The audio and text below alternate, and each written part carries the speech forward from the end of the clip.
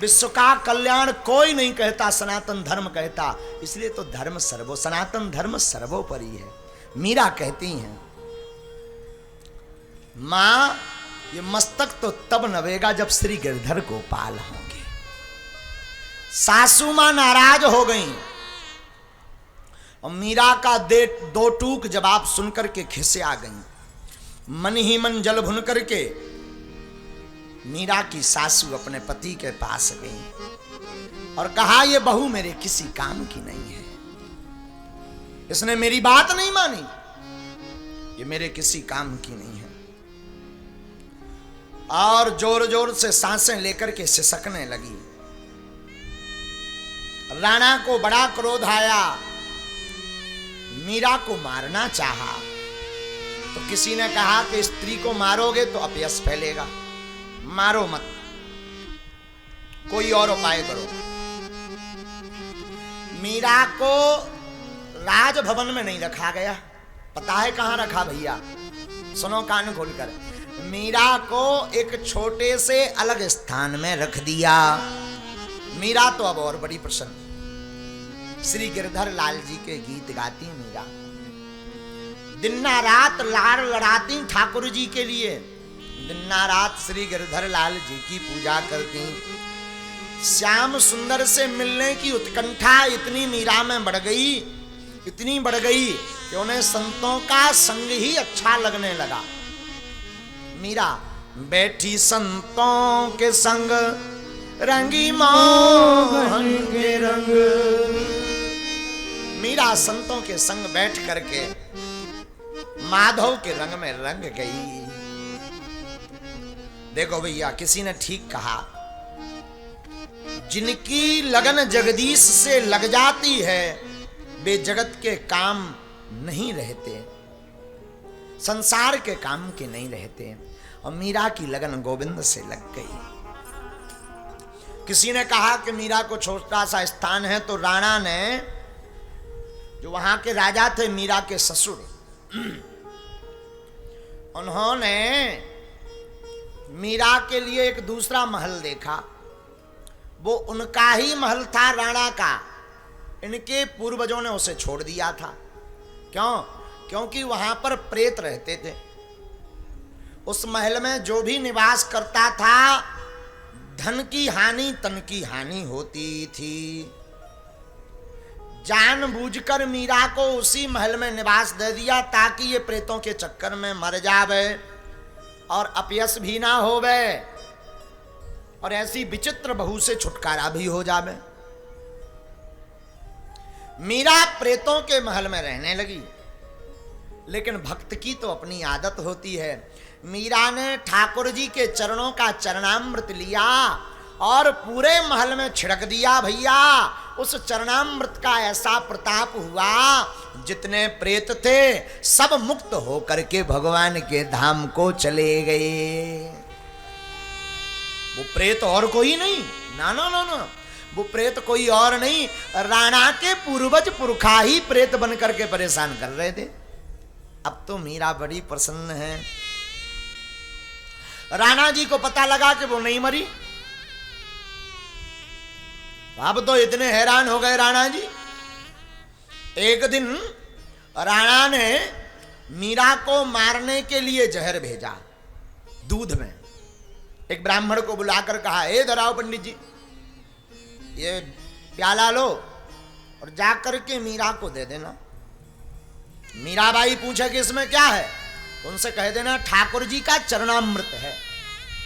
और गोविंद का नाम लेते ही मीरा को कोई कुछ भी दे दे, मीरा पान कर लेती थी। देखो, भक्त तो वही है जो गोविंद का नाम सुनते ही, अपने प्रियतम का नाम सुनते ही, अपने इष्ट का नाम सुनते ही, अपने प्रभु का नाम सुनते ही सब लोक लाज मर्यादा नियम धियम कर्म को छोड़कर अपने प्रभु के पीछे पड़ जाए। याद रखना, अनिवर्चनीयम प्रेम स्वरूपम मूका स्वादनवत प्रकाशते क्वापि पात्रे गुण रहतम कामना रहतम प्रतिक्षण वर्धमानम विच्छिन्नम। नारद भक्ति सूत्र में नारद जी कहते हैं, प्रेम के भाव को बता पाना बड़ा मुश्किल है। अनिवर्चनीयम, उसको कोई कह नहीं सकता। प्रेम स्वरूपम, प्रेम के स्वरूप का कोई वर्णन नहीं कर सकता। मूका स्वादनवत प्रकाशते, जिस प्रकार मूक व्यक्ति, जिस प्रकार गूंगा व्यक्ति गुड़ का फल का स्वाद नहीं बता सकता कि खट्टा है कि मीठा, उसी प्रकार भगवान को पाने वाला, भगवान की कृपा को पाने वाला कभी बता नहीं पाता है कि वो कैसा है। भगवान अनुभव का विषय है। बहुत से लोग यहां बैठे हैं जो कहते हैं कि भगवान दिखते नहीं, भगवान मिलते नहीं, भगवान को भोजन लगाते, भगवान खाते नहीं, न कटा। भगवान जिनको दिख जाते वो फिर बोल नहीं पाते। ऐसे समझो, कोई पानी में डूब गया हो, पूरा डूब गया हो, तो क्या वो चिल्ला पाता है? डूबने के बाद मुंह में पानी भर जाए तो क्या वो चिल्ला पाता है कि बचाओ? हाँ जी या ना जी? बोलो ना। नहीं ना। चिल्लाता कौन है? जो डूबा नहीं है, जो कंठ तक जल में है, वो चिल्लाता बचाओ बचाओ मैं डूब गया। जो डूब जाता वो बोल नहीं पाता। उसी प्रकार जो भगवान को पाता नहीं है वो बताता है कि भगवान कैसे हैं। जो पा जाता वो कह नहीं पाता। हा। मीराबाई गोविंद की याद में दिन ना रात रोती रहती। राणा ने विष दिया, ब्राह्मण देवता लेकर के आए, मीरा ये जहर, ये दूध लो, भगवान का चरणामृत है। मीरा ने चरणामृत तो लिया पर हरा हरा देखा, समझ तो गई इसमें विष है, इसमें जहर है। लेकिन मीरा ने मन में विचार किया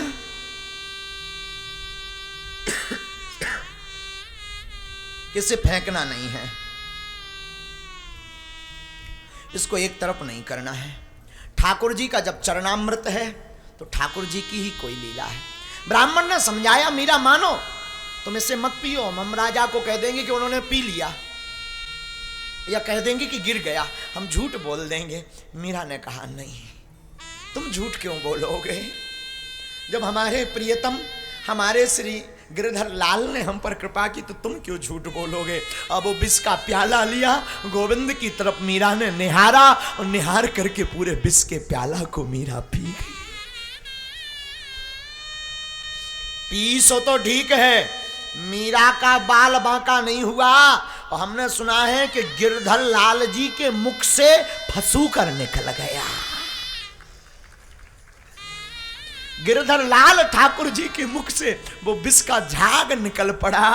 देख करके सब चकित हो गए। राणा ने विष दिया मानो अमृत पिया। राणा ने विष दिया मानो मीराबाई ने अमृत पान कर लिया। राणा बड़े चकित। मीरा की इतनी परीक्षा हुई। कलयुग में भक्तों की बहुत परीक्षा होती है। बहुत से लोग हमसे कहते हैं, महाराज आप विचलित नहीं होते हैं? हम कहते हैं, भैया परीक्षा उसी विद्यार्थी की होती है जो पढ़ता है। जो पढ़ाई करता है वही तो परीक्षा देता है। जो पढ़ेगा नहीं तो वो क्या खाक परीक्षा देगा। और मैं तुमसे भी निवेदन करूंगा, बागेश्वर धाम के पागलों, आज की कथा सुनने वालों, तुम्हारे जीवन में संकट आए या कोई तुम्हारी खिल्ली उड़ाए, कोई तुम पर उंगली उठाए या कोई तुम्हें भला बुरा कहे, तुम डिगना नहीं, तुम परेशान नहीं होना। लोग निंदा उसी की करते हैं जो जिंदा होता है। निंदा उसकी होती जो जिंदा होता है। जो जिंदा नहीं होती उसकी क्या खाक निंदा होगी। और बुरा मत मानना, भक्तमाल की एक बात हम तुम्हें करोड़ों की बता देते हैं। भक्तमाल के प्रथम खंड में एक जगह वर्णन आया हुआ है। क्या वर्णन आया? भक्तमाल कहता है, निंदक, जैसे साधु कहते हैं निंदक नीरे राखिए, निंदक को नजदीक क्यों रखना चाहिए? याद रखना, बालक का मल कौन साफ करता है? बालक की मां। हाँ जी है ना जी। बालक अगर गंदगी कर ले तो मां उसके मल को, मूत्र को साफ करती है अपने हाथों से। तो ध्यान रखना, शरीर में जब बालपन में गंदगी लग जाती है तो मां हाथ से साफ करती है। जवानी में जब कोई गंदगी लगाने का कोशिश करता है या गंदगी लग जाती है तो निंदा करने वाला अपनी जीभ से साफ करता है। घबराना नहीं, उसको उल्टा थैंक यू बोलना। उसको उल्टा धन्यवाद बोलना, उसको उल्टा साधुवाद बोलना, क्योंकि निंदा करने से सुधार होता है, निंदा करने से कमियों का पता लगता है। कोई निंदा करे तो पता लग जाता है ये कमी है, इसको सुधारना है। कोई निंदा करे, याद रखना, निंदा से घबराना नहीं। जिस प्रकार मां अपने बालक का हाथ से मल साफ करती, निंदक अपनी जीभ से उस व्यक्ति के गुणों को और निखारता है। मीराबाई घबराई नहीं, कितने ताने नहीं सुने मीरा ने। इस संसार में भक्तों को बहुत परीक्षा देनी पड़ती। जब तक तुम बुरे रहोगे, जब तक तुम गलत काम करोगे, कोई तुम्हारे ऊपर उंगली नहीं उठाएगा। जिस दिन से सज्जन बन जाओगे, लोग पीछे पड़ जाएंगे। पर याद रखना, तुम घबराना नहीं, तुम टूटना नहीं, तुम भागना नहीं, तुम बहकना नहीं, और तुम आवेश में आकर के कुछ बोलना नहीं। तुम तो मुस्कुराना। किसी को क्रोध आ रहा हो, तुम मुस्कुरा दो तो उसका पारा और बढ़ जाता है। कोई बहुत गुस्सा में हो और तुम धीरे से कहो, ओहो, फिर तो मैं देख लूंगा, ओए होए होए, फिर सामने वाले की बॉडी एक्टिविटी देखो, बिच्छू जैसा डांस करेगा। अब भी कुछ नहीं बोल रहा तो वो और भन भन, मैं काट दूंगा। हाँ, अच्छा, किसी को गुस्सा आ रही हो तुम मुस्कुराओ, फिर उसके भीतर का वो वाइब्रेशन देखो कितना प्यारा होता है, बहुत गजब का होता है। ये प्यारे, ये हम नहीं कह रहे, भगवान कृष्ण से हम तुम्हें सिखा रहे हैं। हमारे भगवान कृष्ण ने जिंदगी में मुस्कुराना सिखाया। मानो भगवान कृष्ण कहना चाहते हो कि अगर तुम्हें लड़ना नहीं है, किसी को मारना नहीं है और शत्रु को हराना है, तो वो कुछ भी बोले तुम मुस्कुराना शुरू कर दो, वो अपने आप हार जाएगा। किसी को गुस्सा आ रही हो और तुम मुस्कुराओ, हाय हैंडसम, अब वो फिर और तो फिर तुम जरा और प्यारी सी मुस्कान में दो, आहा क्या गजब का नाच कर रहे हो, क्या गजब का बोलते हो। वो अंत तो गत्ता सिर पटक लेगा दीवार में। हाँ जी या ना जी, बोलो ना। तो लड़ाई तो की नहीं आपने, उसको आपने मुक्का तो मारा नहीं, उसके लिए आपने वीडियो तो बनाया नहीं, क्या किया, मुस्कुरा दिया। मौन करोड़ों समस्याओं का समाधान है। मौन करोड़ों समस्याओं का समाधान है। जो व्यक्ति ज्यादा मौन रहता है, कोशिश भर उसके जीवन में समस्याएं आती नहीं हैं, आती हैं तो वो मुस्कुरा देता है, तो वो भाग जाती हैं। भक्तों को बहुत, पागलों घबराओ मत, भक्तों को बहुत कसौटी पर, कितने लोगों को नहीं, हमारे बागेश्वर धाम के पागलों को तो बहुत कसौटी पर, न जाने क्या क्या कसौटियां कसनी पड़ती। कई बार कई कथा सुनने आते तो तुम्हें घर पे भी सुननी पड़ती। बड़ी भक्तन बनी, बड़े पुजारी बने बागेश्वर धाम के, अब देख लें तुम्हारे महाराज बचा पा रहे हमारे चांटा से कि नहीं, न जाने क्या क्या कहेंगे। पर तुम घबराना नहीं, तुम मीरा ना भी बन पाओ चल जाएगा, तुम भक्त ना भी बन पाओ चल जाएगा, तुम किसी भक्त के दास बन जाओ, चमत्कार हो जाएगा। हम तुम्हें मीरा बनने को नहीं कह रहे कि तुम भी जहर पियो, जहर पी लोगे दूसरे दिन 302 में गुरुजी लटके जाएंगे। मीरा मत बनना, जैसे हो वैसे ही बढ़िया हो।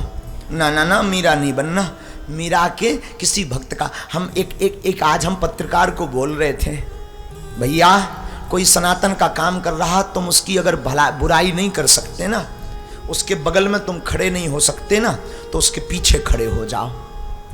तुम हथियार मत लेना, बस पीछे खड़े हो जाओगे तो जो सामने वाली पार्टी होगी वो देखकर अपने आप डर जाएगी कि इसके साथ बहुत भीड़ है। और हम तो कहते पीछे खड़े बार हो जाना, पिटने की बारी आए तो सबसे पहले तुम ही भागना, नो प्रॉब्लम। परंतु जब हजारों लाखों करोड़ों की भीड़ दिखेगी, अपने आप भाग जाएंगे। मीरा ने बहुत कसौटी सखी, मीरा ऐसी बहु प्रसिद्ध नहीं हो गई, मीरा ने ऐसे ही माधव को नहीं पाया, मीरा ने ऐसे ही गोविंद को नहीं पाया, मीरा को हमारे ठाकुर जी ऐसे ही नहीं मिले।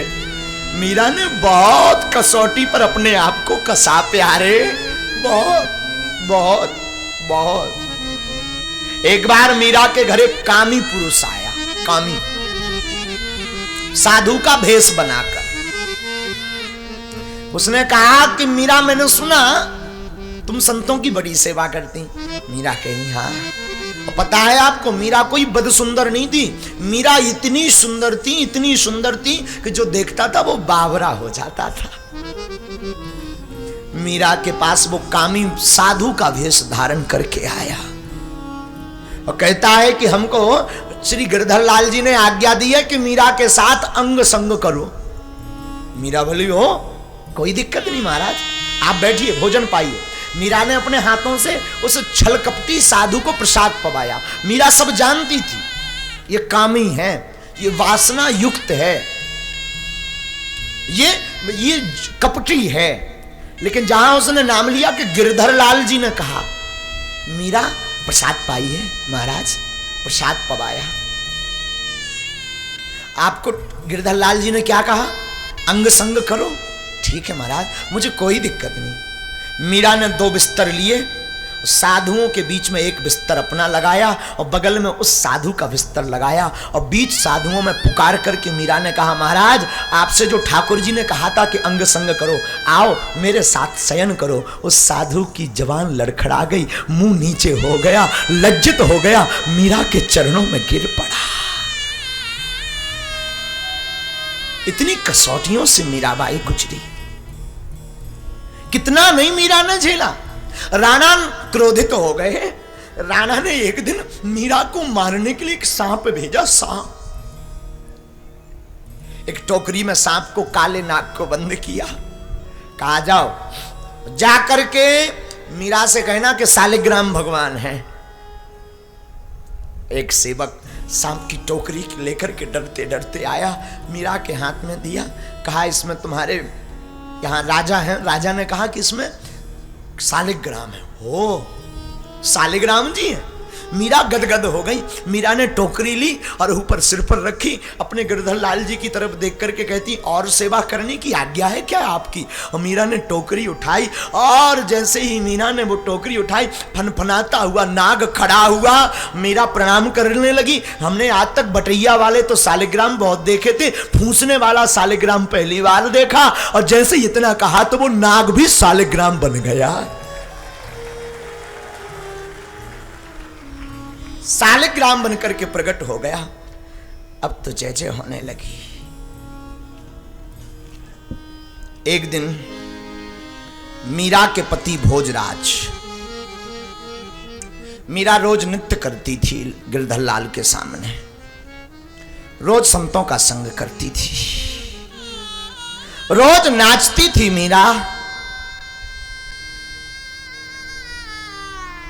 एक दिन उसके पति भोजराज मीरा के पास आए और छोटे से झांके से मीरा को नाचते हुए देखा। तो पति भोजराज नजदीक दरवाजा खटखटा कर आए। मीरा ने दरवाजा खोला। मीरा आज तक पति के साथ नहीं रही, इतने दिन हो गए। प्रणाम किया, आइए महाराज। पति अंदर आए। भोजराज बोले, मीरा अगर बुरा ना मानो तो मैं एक बात बोलूं? हाँ बोलो नाथ, आप बोलिए। मीरा, मेरे मन में इच्छा है कि तुम मुझे एक बार नृत्य दिखाओ अपना। बहुत मनमोहनी नृत्य करती हो तुम। मीरा बोली, आप अगर बुरा ना माने तो मैं एक निवेदन करूं? हाँ कहो। मीरा कहती है कि आज तक अगर हम नाचे तो सिर्फ अपने पति के लिए नाचे, और हमारे पति सिर्फ गिरधर गोपाल है। लेकिन आपकी इच्छा है तो मैं नाचूंगी तो गोविंद के लिए, लेकिन नाचने के बदले में, नृत्य के बदले में आपको कुछ देना पड़ेगा। हाँ हाँ मांगो।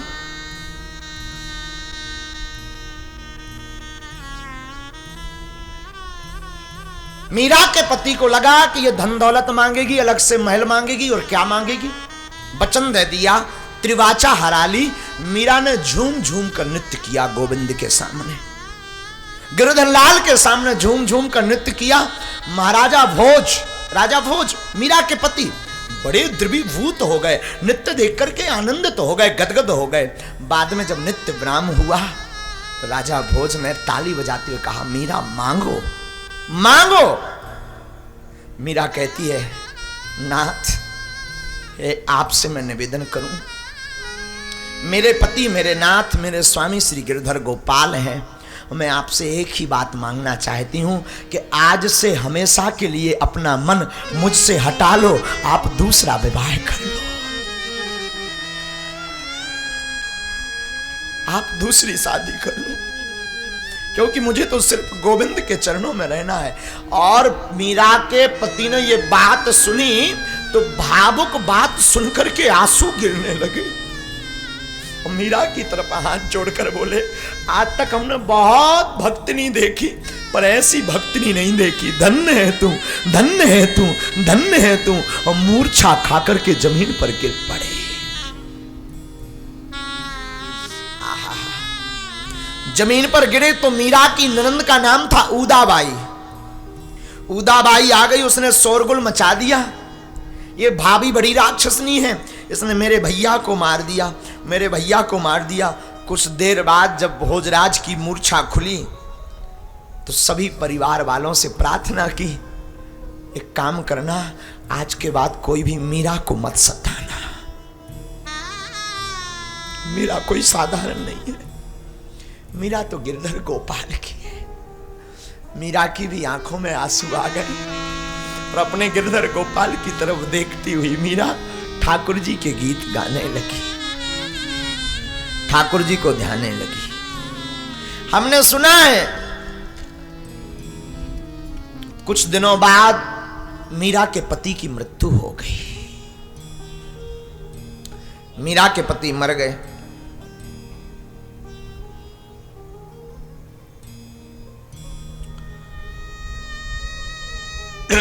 तो शासन काल में गद्दी पर दूसरे राजा बैठे। युवराज का परिवार में एक भाई जिसका नाम विक्रम था, वो गद्दी पर बैठा, वहां का राजा बना। तो मीरा के चरित्र में जो राणा का नाम आया, जो सबसे ज्यादा क्रूर था, तो राणा विक्रम ज्यादा क्रूर था। मीरा को बहुत सताया राणा विक्रम ने। एक बार बहुत सी गुप्तचरियों को राणा विक्रम ने बुला करके कहा कि तुम सब मीरा की रखवारी करो। मीरा के पास कोई साधु आवे या वो रात को किसी से मिले तो मुझे बताओ, मैं तलवार से उसका सिर काट दूंगा। क्योंकि राणा विक्रम को और बाकी परिवार वालों को यह संदेह था कि मीरा परपुरुष का संग करती है। गुप्तचरियों को लगा दिया। कुछ गुप्तचरियां मीरा के पास आई। रात के समय एक गुप्तचरी दूसरों को लेकर के आई मीरा का हाल चाल देखने। हेरी मैं तो प्रेम दीवानी मेरो दर्द न जाने। और भैया मीरा ने गुप्तचरियों को भी ठाकुर जी का भक्त बना दिया। एक दिन राणा ने मीराबाई के ठाकुर जी को लिया और नदी में फेंक दिया। गोविंद के बिना मीरा अधूरी हो गई।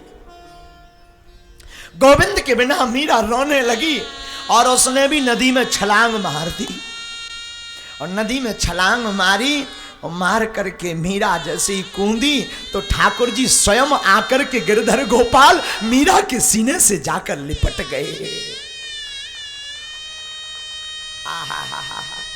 सीने से जैसे ही लिपटे मीरा की आंखों में आंसू आ गए। और गिरधर गोपाल ने ऐसी लीला करी कि मीरा सरोवर में तो कूदी जोधपुर में, लेकिन मीरा जब निकली तो श्रीधाम वृंदावन में प्रकट भई। मीरा वृंदावन आई तो वृंदावन जैसे ही आई तो वृंदावन में पूछा कि भाई यहां पर कोई रसिक भक्त रहता है? तो किसी ने कहा कि यहां श्री जीव गोस्वामी जी रहते हैं। जैसे ही मीराबाई ने नाम सुना श्री गोस्वामी पाद जी का तो मीराबाई उनकी भजन स्थली पहुंच गई। आवाज लगाई, अरे ओ महाराज। तो एक ब्राह्मण देवता बाहर आए। क्या बात है देवी जी? महाराज हमें आपके गुरुदेव से मिलना है। देखो देवी जी, वो किसी स्त्री का मुख नहीं देखते। मीराबाई को बड़ी हंसी आ गई। बोले किसका मुख नहीं देखते? बोले स्त्री का। बोले ये कौन सा धाम है? बोले वृंदावन धाम। तो मीराबाई ने खबर पहुंचाई कि हमने तो यहां पर एक ही पुरुष सुना था, ये दूसरा पुरुष कौन आ गया? ब्राह्मण ने कहा मतलब? बोले हमने तो सुना था कि वृंदावन में एक ही पुरुष रहता है, जाको नाम है कन्हैया। दूसरा तो यहां कोई पुरुष रहते ही नहीं है, ये दूसरा कौन सा प्रकट हो गया? अब तो चौंक गए। और जैसे ही ब्राह्मण ने ये बात अपने गुरुदेव को कही तो पूज्यपाद श्री जीव गोस्वामी पाद जी दौड़े दौड़े आए और मीरा के पास आकर के खड़े हो गए। अब तो मीरा बैठी संतों के संग रंगी मोहन के रंग। मीरा वृंदावन में संतों के साथ डोलने लगी और लोक लाज त्याग करके मीरा दीवानी हो गई।